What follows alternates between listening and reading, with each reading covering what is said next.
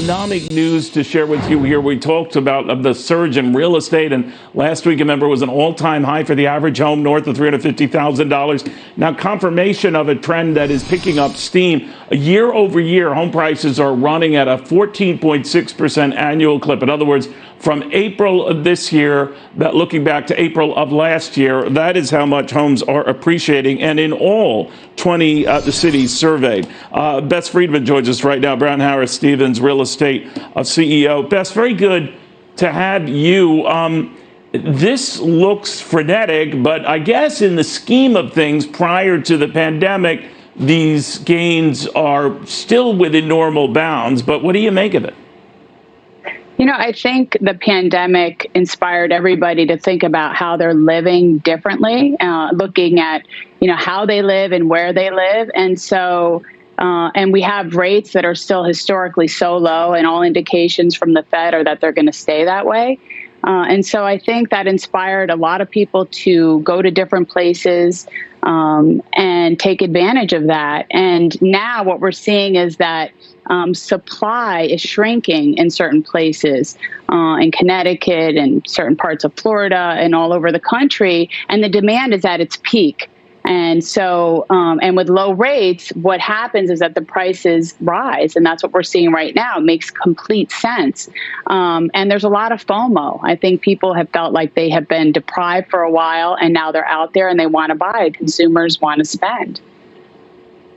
So I did notice that month over month, if you're looking at the April numbers versus the March numbers, the increase was about 1.6%. It's still a healthy increase, but do you see signs of this slowing down?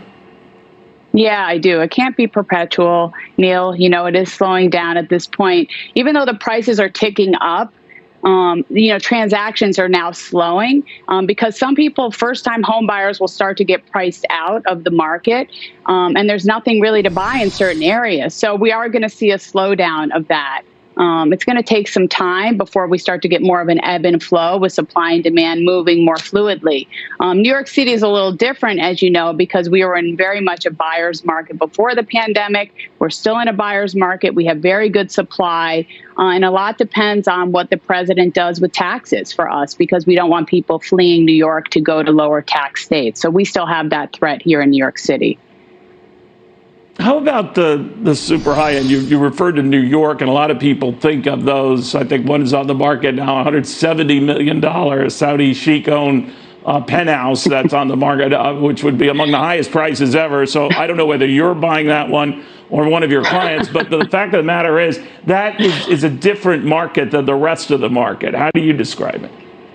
Yeah, I mean, that's discretionary spending. When you see those sorts of numbers that get all the news, I mean, that's not reality. I mean, everyday people are not buying those sorts of homes. And those are people who have incredible wealth and are spending, and they're buying homes that no one could ever even imagine purchasing. That gets all of sort of the media hits. But the reality is that those are few and far between. And that market is actually doing incredibly well in this environment. People want to spend. And we know during the pandemic that a lot of people made a lot of money. Although some people were challenged and suffered and didn't do as well and lost jobs, there was the other side of that coin was that so many people increased their wealth immensely. And so they're spending it. People are back. Consumer confidence is up. Half of the country has been vaccinated. People are feeling safe and secure, and they want to spend. And this new infrastructure deal is also something that would bode very well for our economic recovery. New jobs, it would reinforce industry, bridges, all the things that are so important for America. And so we can compete, which is very important.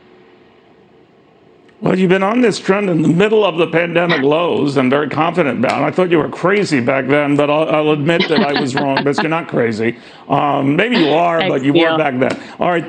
Very good seeing you. Bess Freedman, Brown Harris Stevens Real Estate CEO. She really did see a lot of this, was very confident about a turnaround that is now, well, proving itself to the world. We'll see how long it lasts. Hopefully a good while.